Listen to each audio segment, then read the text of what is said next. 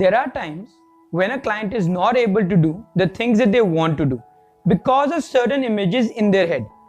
Think of someone who is not able to speak in front of a large audience because every time he thinks of the stage, in his mind, he sees an image of a very aggressive audience waiting to pounce on any mistake that he makes.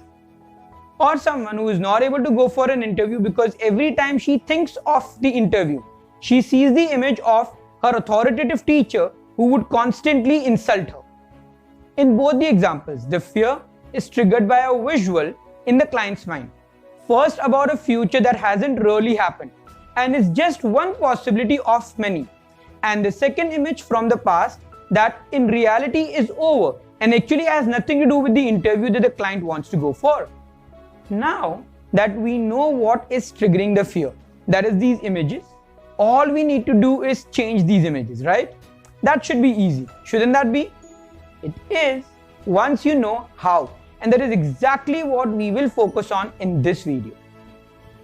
But before that, go ahead and subscribe to this channel so that we can share more valuable resources that will help you develop powerful therapeutic skills. If you have already subscribed, do share this video with other mental health practitioners on social networks and WhatsApp groups. Let us now take a look at this step-by-step guide that you can use to help clients change the images that they see in their mind, which stops them from doing what they want to do. We are going to use a process called SWISH from NLP for the same. First step is to identify what it is that the client is not able to do. Let us go ahead with speaking in front of a large audience for the purpose of this guide.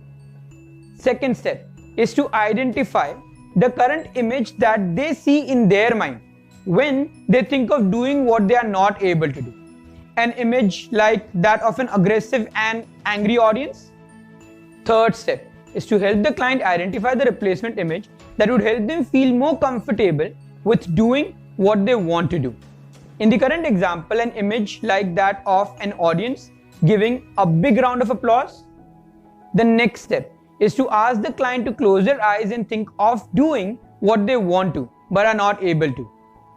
And as they think about it, they will naturally notice the current image. Ask them to imagine this image on a large canvas. Next, ask them to imagine a small dot on top of this image somewhere in the corner. Let them know that the dot represents the new image that they would like to replace the old image with. Once the client is able to imagine the two images on the canvas, we are ready to switch these images. For that, tell the client that on the count of 3, you will say swish and the old image will shrink and become like a small dot in the background, and the new image will expand and cover the whole canvas. And then count 1, 2, 3 and say swish and ask the client to open their eyes. It is important that you count quickly and ask the client to open their eyes immediately. The idea is that the process needs to take place so quickly that it is not the conscious but the unconscious that makes that switch. After the client opens their eyes, speak to them for a minute or two about something else. This helps them create a break state. And then ask the client to close their eyes, think about what they wanted to do, and ask them what image comes to their mind. If the image that comes to their mind is the new image completely, then our work is done for now.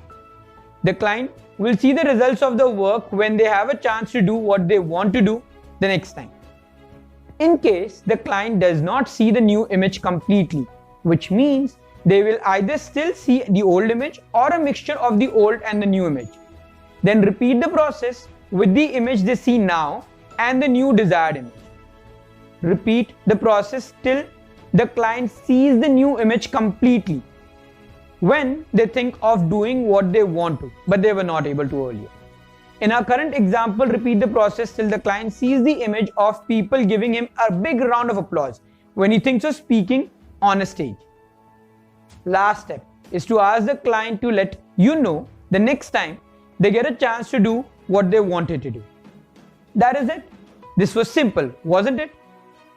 This was one of the ways of using SWISH through size of images. We can use it with distance, location, or any other submodality. And that is not just limited to visual submodalities, but also with auditory and kinesthetic. If you are wondering what do I mean by submodalities? Do leave us a comment, and if there are enough of them, I will create a separate video explaining the same. Coming back to our current topic, I have used this process and variations of it with clients who were not able to go for auditions or for interviews, were not able to speak on stage, or had issues with confidence with interacting with authority.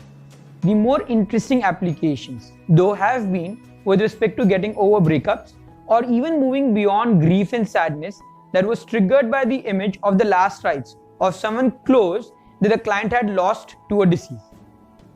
This is really simple process but can be incredibly effective even in some really tricky situations.